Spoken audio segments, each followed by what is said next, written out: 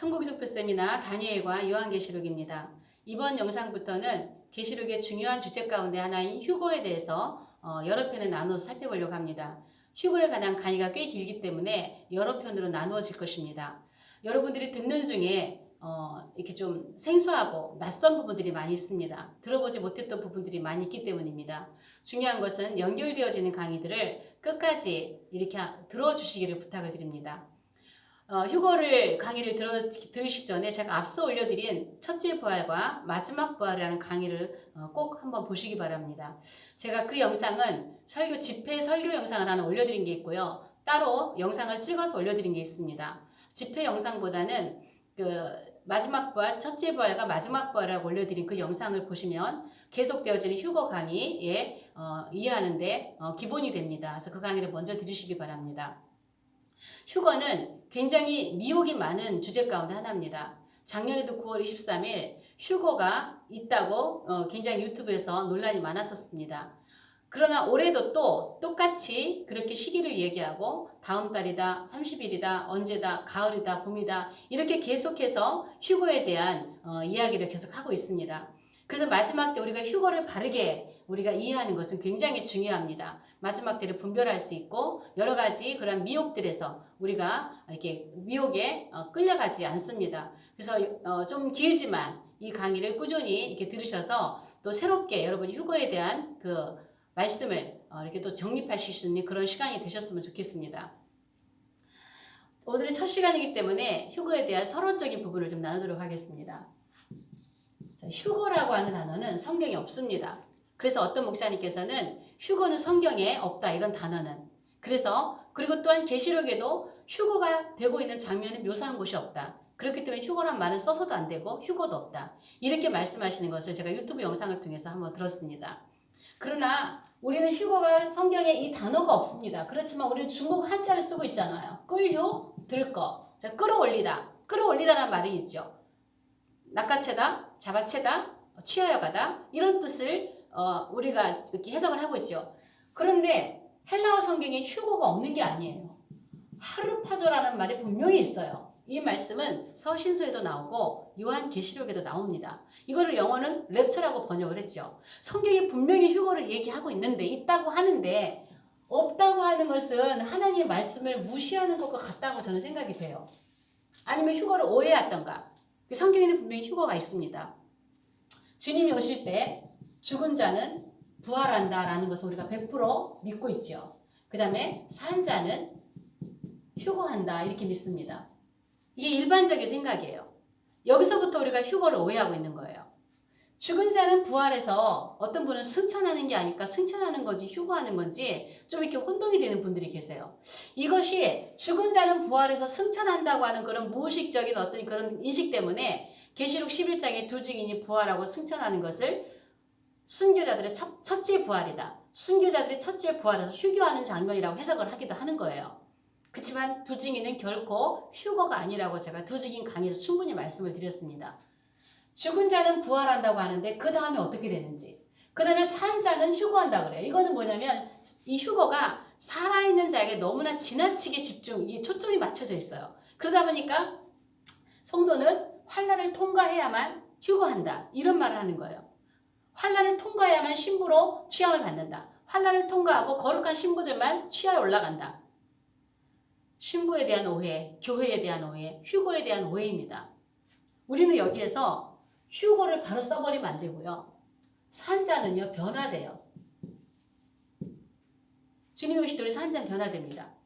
죽은 자는 부활하면 부활해서 몸을 받습니다. 몸이 없잖아요. 죽었으니까. 그래도 고린도서 15장에는 죽은 자들은 썩지 않을 몸으로 다시 살고 그랬어요. 몸이 없으니까 다시 몸을 받는데 다시 몸을 받을 때는 썩지 않는 몸, 부활 몸이라고 하는 것은 예수님과 같은 영화로운 몸을 다시 받는다는 얘기예요. 그런데 살아남아 있는 사람은 이미 몸을 가지고 있잖아요. 그 몸을 가지고 있기 때문에 이 몸은 가지고 있지만 썩을 몸이에요. 썩을 몸이기 때문에 썩지 않는 몸으로 변화의 몸을 받는 거죠.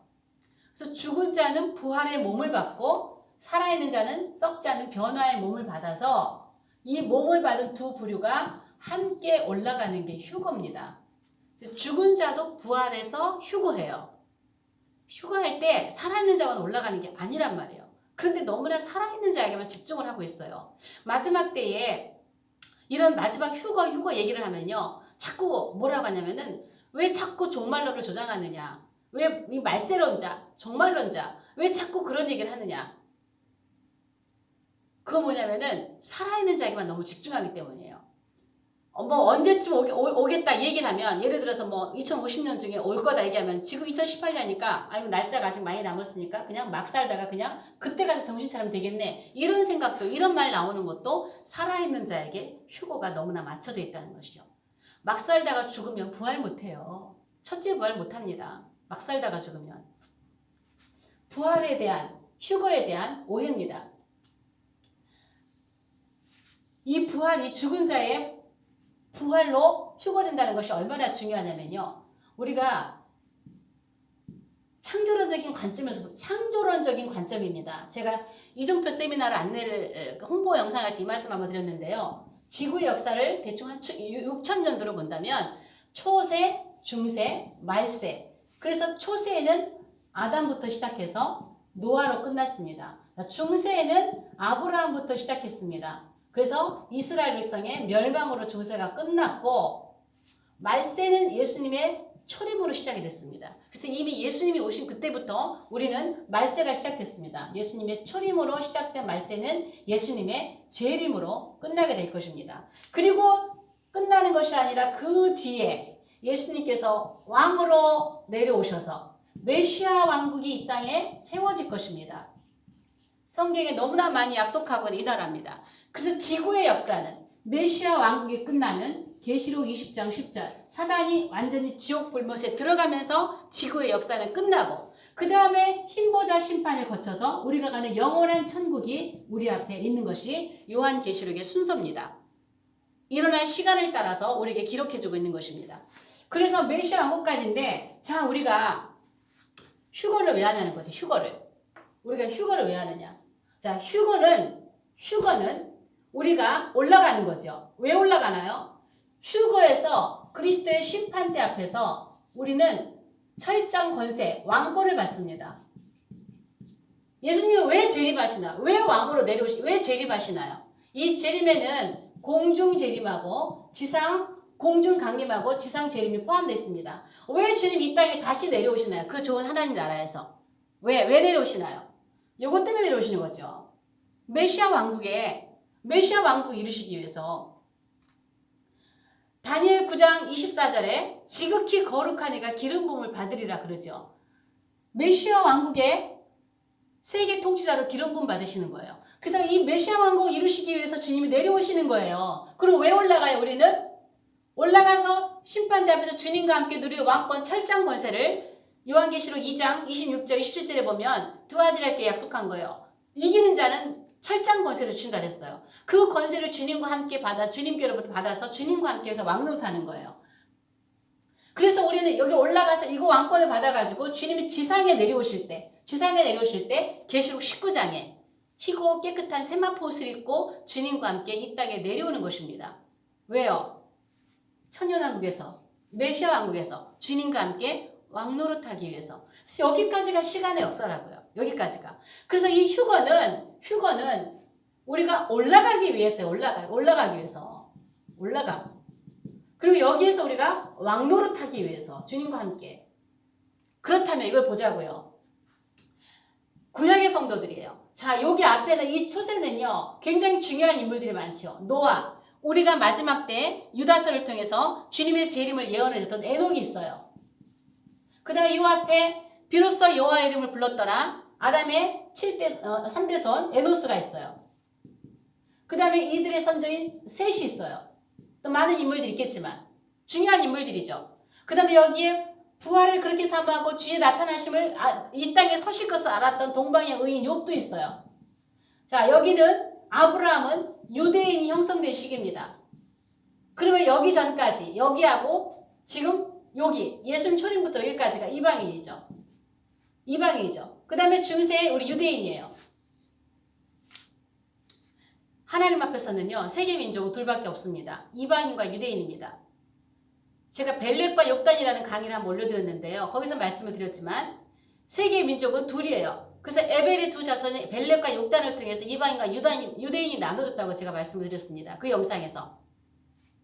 그러면은 이 유대인 바로 저는 이방인에 넣을 수밖에 없어요. 그러면은 유대인 이스라엘 백성이 아닌 이들도 포함해서 여기서부터 여기까지를 우리는 구약이라고 합니다. 구약이라고 합니다. 그러면 이들에게는 휴거라는 단어를 쓰지 않아요. 구약에는. 휴거라는 단어를 쓰지 않고 구약의 성도들은 모두가 부활을 사모했어요.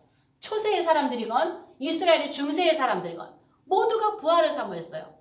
부활을 믿고 있었어요. 부활의 소망을 갖고 있었어요. 왜 그럴까요? 왜 이들은 부활의 소망을 갖고 있었을까요? 주님이 오실 때에 이 휴거라고 하는 것은 주님이 이 땅에 재림하실 때 있는 일이에요. 재림하실 때 우리가 몸을 받는 거예요. 부활의 몸을 받는 거예요. 그런데 구약의 성도들은요. 죽었다 깨어나도 부활이 다 끝날 때까지도 주님이 재림으로 오시는 사건은 없어요. 초림으로 오시기 때문에. 그래서 부활의 몸을 받을 수가 없습니다. 몸을 받지 못한다는 것은 올라가는 일이 없다는 거죠. 그래서 이들에게는 부활만 소망하는 거예요. 그러니까 이 부활 안에는 휴거가 내포되어 있습니다. 휴거가 숨어 있습니다. 그 안에. 그래서 여기에서요. 이 중세 유대인의 가운데 다니엘이죠. 다니엘 12장 13절 제일 끝에 보면 이런 말이 있죠. 다니엘아 너는 가서 편히 쉬어라. 내가 끝날에는 내 업을 누릴 것이다. 이렇게 말씀하시죠. 다른 번역들 또 전수성경이나 이런 번역들을 보면 이렇게 돼 있어요. 다니엘아 너는 가서 편히 쉬어라. 내가 내 끝날에는 내 땅에 서게 될 것이다. 내 땅에 쓴대요. 지금 다니엘은 이방 땅에 있는데요. 끝날에는 네가 내 땅에 쓰게 된대요.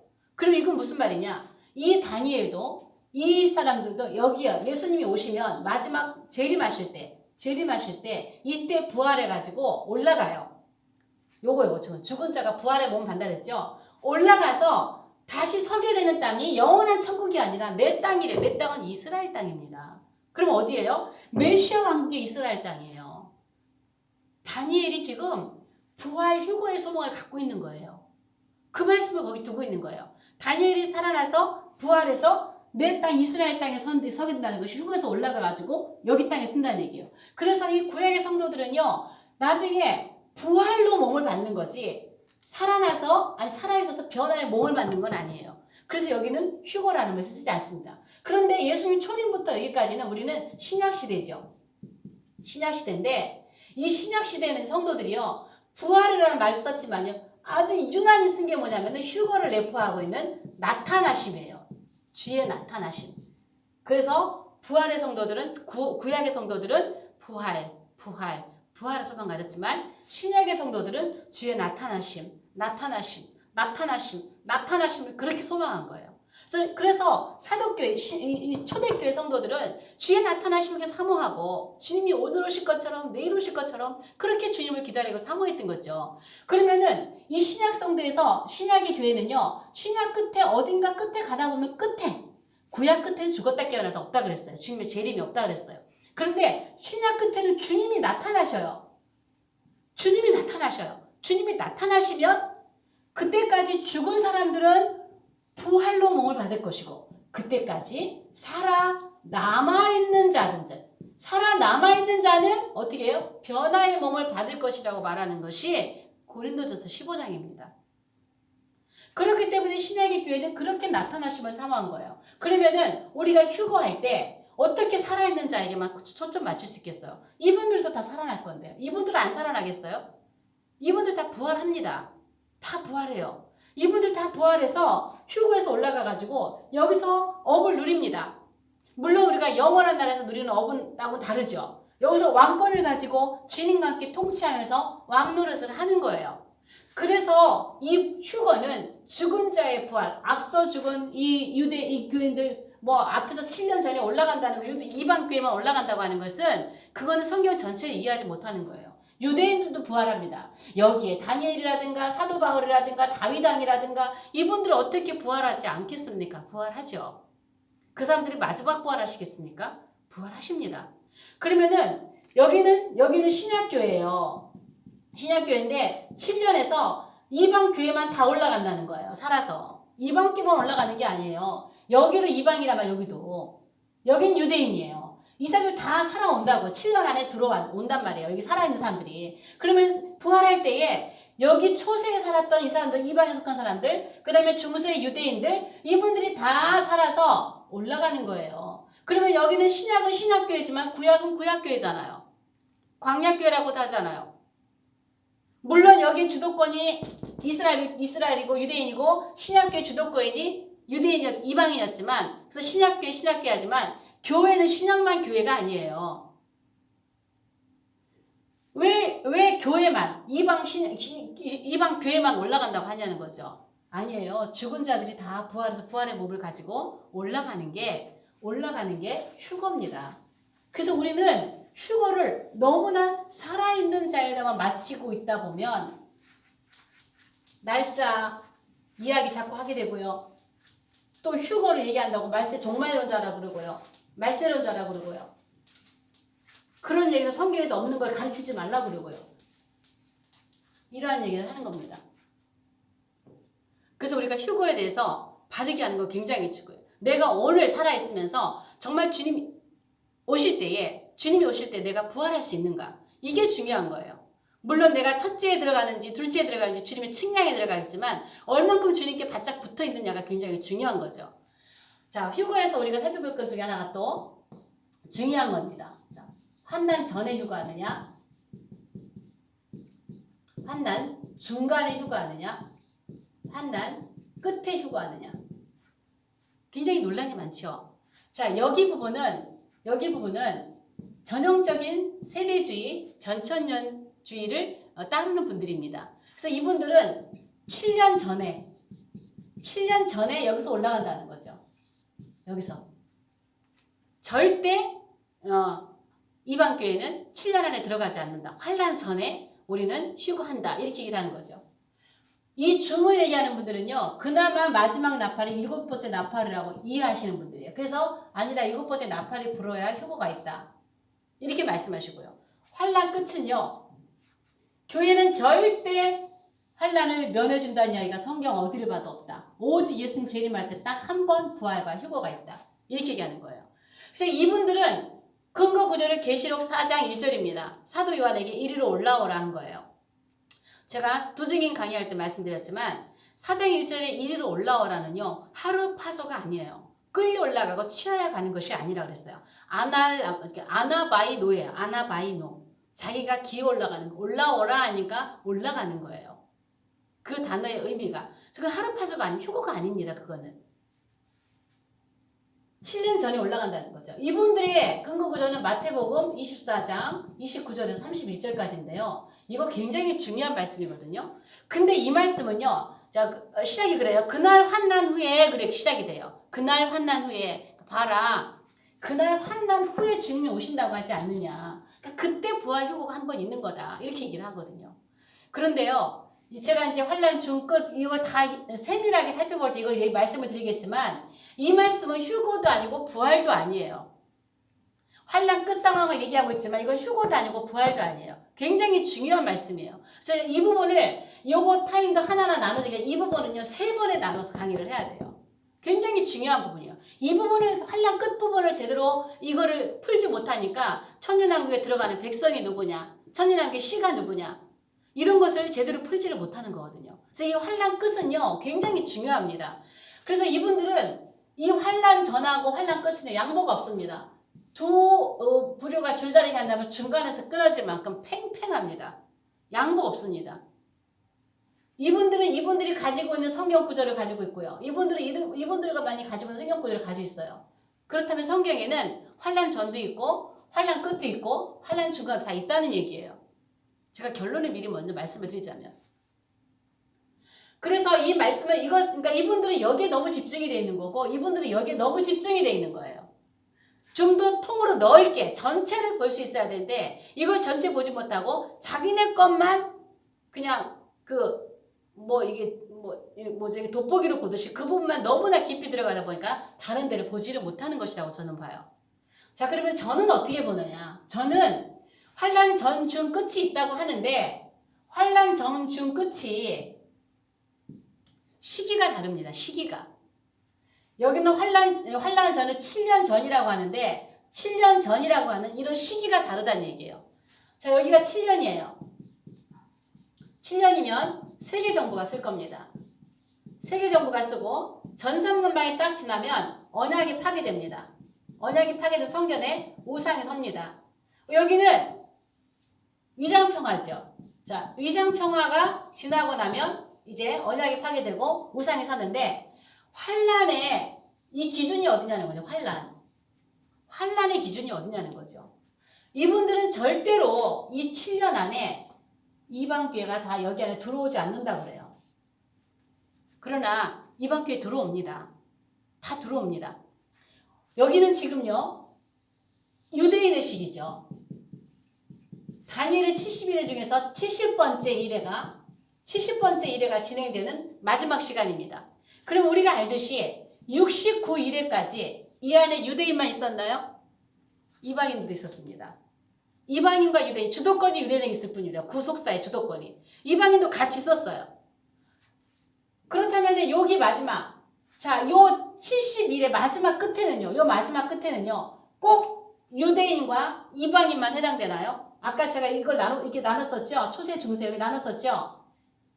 이방인이, 유대인이 형성되기 전에 이 초세의 사람들, 아담부터 노아까지 사람, 이 노아까지도 얼마나 중요한 인물들이 많아요. 얼마나 중요한 인물들이 많습니까? 300년 동안 하나님과 동행했던 에녹 같은 사람들. 물론 그분은 두 증인으로 먼저 오셔가지고 부활 승천하지만 이때도 귀하신 분들이 굉장히 많았단 말이에요. 하나님께서 측정하실 때에 높은 단계의 사람들이 많이 있었단 말이에요. 이분들이 다 지금 살아서 부활해서 여기서 부활을 해야 되는 거예요. 여기서 부활해서 올라가야 되거든요. 근데 어떻게 이방교회만 다 올라가 여기 안 들어오나요? 이방교회가. 그래서 여기 69일에 다 같이 있었던 것처럼 마지막 한 일에도요. 세상 끝에도요. 이방교회도 있고 유대교회도 있어요. 다 있단 말이에요. 그래서 들어와요. 우리는 7년은 전 세계가 다 우리가 그때까지 살아남아 있다면 적그리스도가 등장하면서 보게 될 겁니다. 이 안에까지 들어옵니다. 그래서 마지막 전 3년 반이 지나고 이 환란의 기조를 뭘로 봐야 되느냐? 13장의 짐승입니다. 짐승이 환란 전후를 나눠야 됩니다. 그래서 요한계시록에는 화 세 번을 얘기하죠. 이 화는 짐승과 관련이 있습니다. 그렇기 때문에 이 짐승이 환란의 기준이 돼서 계시록 11장 15절에 7번째 나팔이 부는데 휴거의 가장 중요한 사인은 두 증인입니다. 두 증인이 죽으시고 올라가시고 나면 바로 7번째 나팔이 불어요. 7번째 나팔이 불면 12장부터 휴거가 일어납니다. 12장부터. 짐승이 등장하기 전에 짐승이 환란을 가지고 오는 건데 물론 여기도 환란, 소환란, 대환란 하지만 여기는 위장평화예요. 위장평화. 아래쪽으로 이 환란이 지금 대환란의 폭풍 전야와 같은 기간이긴 하지만 진짜 성경에서 환란이라면 짐승이에요. 42달 동안 거룩한 성을 짓밟으리라. 짓밟는 때가 이 짐승 등장입니다. 그래서 12장에서 휴거되는 것이 이게 환란 전입니다. 시기가 다르죠. 7년 전이 아니라 전 3년 반을 지나야 된다는 거예요. 성경에서 말하는데 7번째 나팔이 부러진 이후 짐승 등장 전후라는 거예요. 그리고 짐승이 등장하고 나서 14장에서 다시 한번 휴거가라는데 이게 중간입니다. 그 다음에 19장에 주님이 내려오십니다. 그리고 20장에 부활하는 사람들이 기다리고 하는 것이 나옵니다. 이게 환란 끝입니다. 끝. 그래서 이렇게 세 번 봅니다. 환란 전도 있고 중도 있고 끝이 있다. 다만 시기가 다르다는 거죠. 시기가. 자, 두 증인이 가장 정확한 사인이라고 했어요. 자, 계시록 11장 1절에서 2절에 뭐가 나오냐면은 성전 측량이 나옵니다. 성전 측량. 여러분 성전 측량을 왜 성전 측량을 할까요? 자, 여기에서 이 성전 하면은 히에론이 있고 나우스가 있죠. 이 히에론은 건물로서의 성전이에요. 나우스는 하나님의 임재로서 성전이에요. 이 성전은 지금 나우스라고 하고 있어요. 물론 그 때가 되면 이스라엘의 성전이 3성전이 세워질 거기 때문에 이스라엘의 3성전에서 제단과 성전을 측량하라. 그리고 그 안에서 경배하는 자들을 측량하라. 그래서 실제 예루살렘 성전에서 예배하는 자들을 측량하는 일일 수도 있습니다. 문자 그대로. 문자 그대로. 그리고 성전 밖은 측량하지 말아라. 이들에게는 이방인들에게 주었고 42달 동안 이걸 짓밟는데 뭘 짓밟느냐? 거룩한 성을 짓밟는다 그래요. 그러면 이것은 진짜로 예루살렘 성전일 수 있어요. 그리고 후 3년반 딱 되면은요, 이 42달 딱 이 시기가 되면 여기에 누가 서요? 우상이 서죠.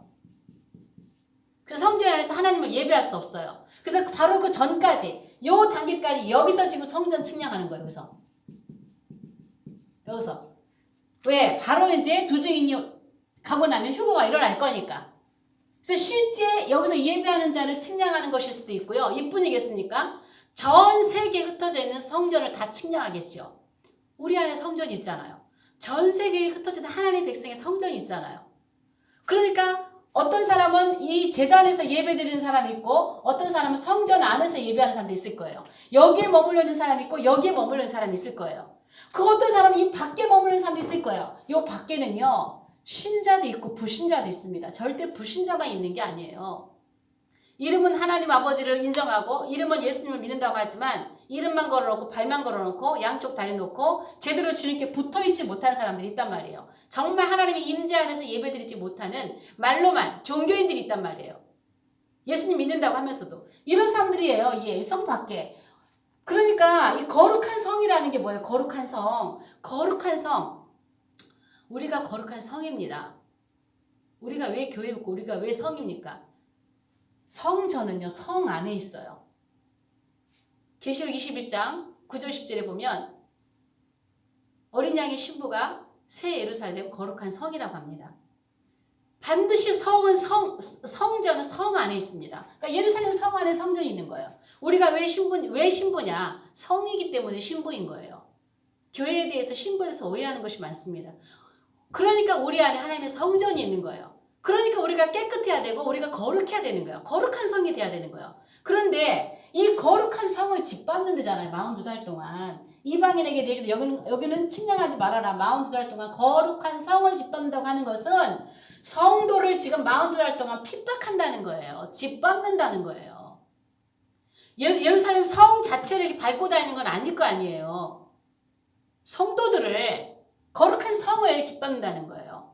그럼 후 3년반 되면 여기 사람 전부 다 휴거해버리자. 올라가잖아요. 우상 딱 세워지고 밖에 있는 성들 그나마 나중에 정신 차리고 믿음을 지키고 있는 사람들을 짓밟고 죽이고 핍박하고 42달 동안. 그러면 왜 성전 측량을 할까요? 여러분 여기에서 누가 제일 먼저 올라갈까요? 성전에 있는 사람, 제단에 있는 사람. 순서대로가 아닐까요? 더 깊이 성전 안에서 하나님께 예배한, 임재 가운데 예배한 사람. 그 다음에 제단에 머물러 있는 사람. 두 번째가 아닐까요? 그 다음에 환란을 42달 동안 짓밟힘을 당하면서 환란을 통과하는 사람이 세 번째가 아닐까요? 그렇지 않을까요? 물론 문자적인 것도 있겠지만 상징적인 것도 분명히 여기 내포되어 있을 것입니다. 그래서 성전 측량을 하는 거예요. 그래서 우리는 환란 끝이냐 중간이냐 이것을 우리는 측량할 수 없어요. 하나님이 측량하시는 거니까. 그러나 우리는 어떻게 해요? 휴거를 지극히 산 사람에게 산 자에게만 집중을 하고 거기 그 날짜에만 집중하는 이럴 것이 아니라 왜 우리는 살아서 주님을 만나지 못할 수도 있으니까. 다만 내가 휴거할 수 있는가? 주님께 바짝 붙어 있어야 돼. 고린도서 15장에는 그가 강림하실 때에 그에게 붙은 자요 그랬어요. 그 붙어 있는 강도가 사람에 따라 다 다릅니다. 어떤 사람은 뗄 수 없을 만큼 강력하게 붙어 있는 사람이 있고요. 어떤 사람은 툭 건드리면 뚝 떨어질 만큼 붙어 있는 사람도 있단 말이에요. 그래서 하나님의 측량이 정확한 거예요. 나는 주님 앞에 어떻게 해요? 붙어 있어야 돼요. 정말 내가 주님만 바라보고 신약의 성도들처럼 주의 나타나심을 사모하고 주님이 오실 것을 기다리고 정말 주님이 오시면 내가 부활하기를 소망하고 내 몸이 변화되고 만나서 주님 살아서 만나기를 소망하고 이렇게 내가 오늘 깨어서 내 성을 깨끗하게 해야죠. 거룩한 성을 만들어야죠.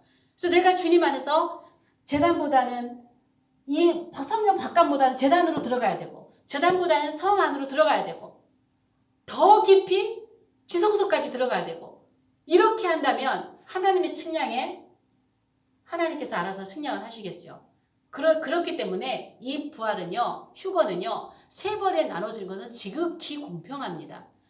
여러분 어떻게 사도 바울과 한편 강도와 하나님이 똑같이 취급을 하십니까? 하나님은 공평하신 하나님이세요. 휴거는 우리의 영광입니다. 이 영광을 사도 바울과 한편 마지막 강도와 똑같이 취급하시는 하나님이 아니세요. 살아나는 것도 하나님의 측량에 따라서 그 사람이 받을 영광에 따라서. 왜? 여기서 휴거하고 메시아 왕국에서 왕노릇 하는 이 사람들의 영광은 첫 번째, 두 번째 영광은요. 영원한 하나님 나라에서 누리는 영광이 또 이어집니다. 굉장히 영광스러운 거예요. 그런데 어떻게 그 사람들을 똑같이 취급해서 한꺼번에 다 부활을 시키시겠어요? 그렇지 않다는 거예요. 성경은 분명히 말씀하시는 거예요.